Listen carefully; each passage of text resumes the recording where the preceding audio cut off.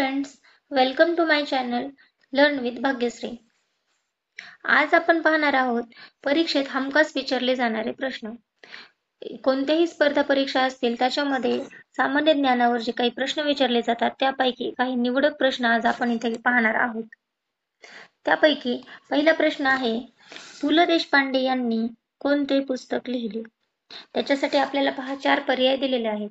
त्यातला पहिला पर्याय आहे नटसम्राट, दुसरा आहे बटाट्याची चाळ, तिसरा आहे श्यामची आई आणि चौथा आहे गीत रामायण. तर मित्रांनो पहा, या प्रश्नाचं बरोबर उत्तर आहे बटाट्याची चाळ, पर्याय क्रमांक 2.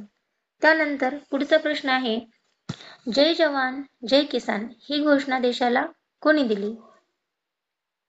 त्याच्यासाठी पर्याय आहेत, एक पंडित जवाहरलाल नेहरू, दुसरा आहे वल्लभभाई पटेल, तिसरा आहे महात्मा गांधी आणि चौथा आहे लालबहादूर शास्त्री.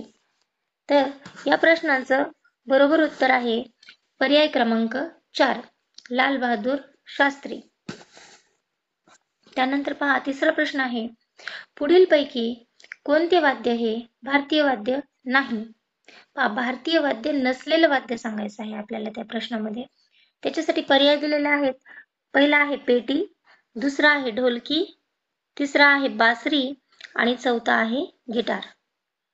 तर या प्रश्नाचं योग्य उत्तर आहे पर्याय क्रमांक 4, गिटार. गिटार हे भारतीय वाद्य नाही. त्यानंतर पुढील प्रश्न आहे, भारतात साहित्य क्षेत्रासाठी दिला जाणारा सर्वोच्च पुरस्कार कोणता? तर त्यासाठी आपल्याला पर्याय दिलेले आहेत. 1 नंबर खेलरत्न, दुसरा आहे पद्मश्री, तिसरा आहे दादासाहेब फाळके आणि चौथा आहे ज्ञानपीठ पुरस्कार. तर मित्रांनो, या प्रश्नाचं योग्य उत्तर आहे, पहा, दादासाहेब फाळके आणि ज्ञानपीठ या दोन्हीमध्ये कन्फ्युज न होता या प्रश्नाचं उत्तर आहे ज्ञानपीठ पुरस्कार.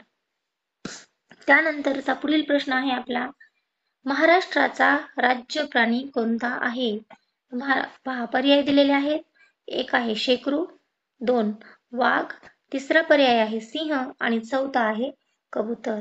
तर पहा, यामध्ये चौथा पर्याय जो आहे कबूतर हा तर पक्षी आहे, त्यामुळे महाराष्ट्राचा राज्य प्राणी होण्याचा प्रश्नच येत नाही. तेव्हा उरले 3 पर्याय. तर या 3 पर्यायापैकी योग्य उत्तर आहे पर्याय क्रमांक 1, शेकरू. शेकरू हा महाराष्ट्राचा राज्य प्राणी आहे. त्यानंतरचा प्रश्न आहे आपला, पुढीलपैकी कोणाला आपण सरदार असे संबोधतो? बघा, सरदार या नावानं आपण कोणाला बोलतो? सरदार ही पदवी कोणाला मिळालेली आहे?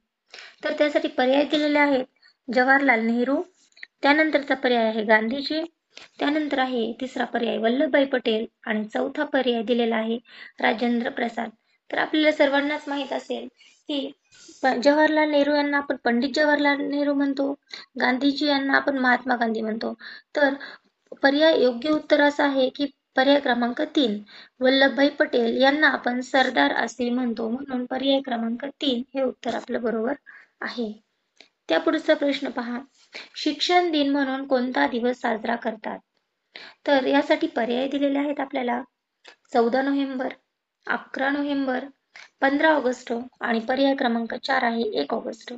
आता यापैकी योग्य पर्याय कोणता? तर पहा, 11 नोव्हेंबर. तर 11 नोव्हेंबरच का?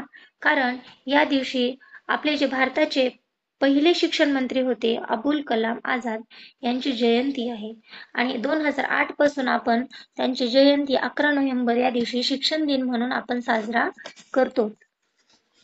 पहा मित्रांनो, त्याच्या पुढचा प्रश्न आहे, जन गण मन हे जे आपल्या देशाचं राष्ट्रगीत आहे ते कोणी लिहिले? त्याच्यासाठी आपल्याला पर्याय दिलेले आहेत. पर्याय क्रमांक 1 आहे महात्मा गांधी, पर्याय क्रमांक 2 आहे रवींद्रनाथ टागोर, पर्याय क्रमांक 3 आहे पंडित नेहरू आणि पर्याय क्रमांक 4 आहे साने गुरुजी. तर आपले जे राष्ट्रगीत आहे जनगण मन हे लिहिले आहे रवींद्रनाथ टागोर यांनी. पर्याय क्रमांक 2 हे त्याचं अगदी बरोबर उत्तर आहे. प्रश्न क्रमांक 9, डॅश यांना भारताचे राष्ट्रपिता म्हणतात? कोणाला भारताचे राष्ट्रपिता म्हणतात असा प्रश्न आहे आपल्या समोर. त्याचा पहिला पर्याय आहे पंडित नेहरू, दुसरा आहे महात्मा गांधी, तिसरा आहे सुभाषचंद्र बोस आणि चौथा पर्याय आहे साने गुरुजी. तर याचं योग्य उत्तर आहे महात्मा गांधी. तर महात्मा गांधी यांना आपल्या भारताचे राष्ट्रपिता म्हणून संबोधले जाते. पर्याय क्रमांक 2 महात्मा गांधी. त्यानंतर आहे शेवटचा प्रश्न आजच्या सेशन मधला आपला, भारतात एकूण किती उपऋतू मानले जातात? तर त्यासाठीचे पर्याय दिलेले आहेत आपल्याला 4. पहिला पर्याय आहे 3, दुसरा पर्याय आहे 4, तिसरा पर्याय आहे 6 आणि चौथा पर्याय आहे 7. तर पहा, आपल्या भारतामध्ये मुख्य ऋतू हे 3 आहेत, उन्हाळा, पावसाळा आणि हिवाळा, परंतु उपऋतू हे 6 मानले जातात. तर पर्याय क्रमांक 3, 6 हे ऑप्शन आपलं बरोबर आहे. तर मित्रांनो, कसं वाटलं आजचं सेशन आपल्याला? जर आवडलं असेल तर नक्कीच सबस्क्राईब आणि लाईक करायला विसरू नका. भेटू पुढच्या सेशनमध्ये.